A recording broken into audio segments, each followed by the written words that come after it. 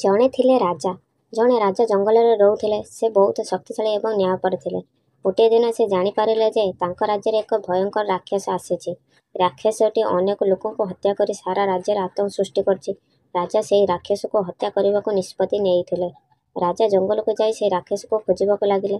ବହୁତ ଖୋଜାଖୋଜି କରିବା ପରେ ରାଜା ସେହି ରାକ୍ଷସକୁ ପାଇଲେ। ରାକ୍ଷସଟି ବହୁତ ବଡ଼ ଏବଂ ଭୟଙ୍କର ଥିଲା।